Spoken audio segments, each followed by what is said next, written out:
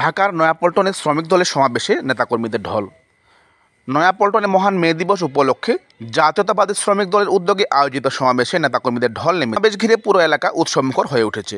বৃহস্পতিবার দুপুর 2টার দিক থেকেই সমাবেশ শুরু হওয়ার কথা থাকলেও তার অনেক আগেই নয়াপল্টন নেতাকর্মীদের মিলনমেলায় পরিণত হয়। দুপুর 12টার পর থেকেই ঢাকা সহ আশেপাশের জেলা থেকে খণ্ড খণ্ড মিছিল নিয়ে সমাবেশস্থলে জড়ো হতে থাকেন বিএনপি নেতাকর্মীরা।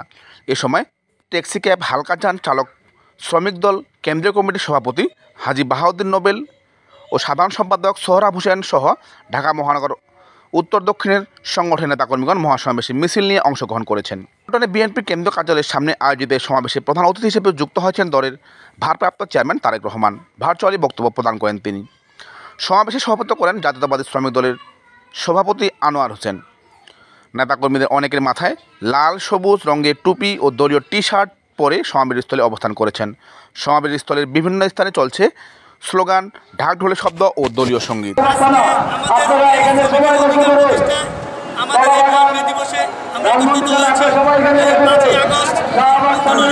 সবচেয়ে বেশি শ্রমিক নিহত হয়েছে, আহত হয়েছে, তাদের অবস্থার কোনো পরিবর্তন হয়নি এবং তাদের ভাগ্যের কোনো পরিবর্তন হয়নি। আমরা চাচ্ছি আমাদের সরকারের মধ্যে 30,000 টাকা হবে এবং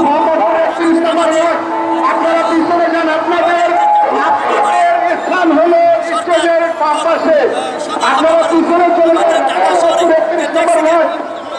নম্বর ওয়ার্ড নম্বর 2 সকল নেতাকর্মীদের ইচ্ছা করছি আপনারা স্টেজের পাশে চলে যান। হাজার হাজার লাখ লক্ষ প্রাইভেট কার এবং লক্ষ লক্ষ হুন্ডা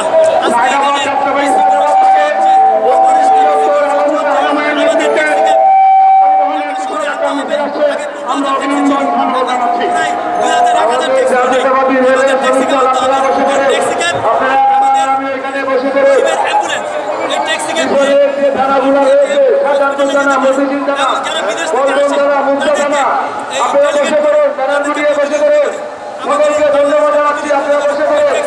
আপনারা বসে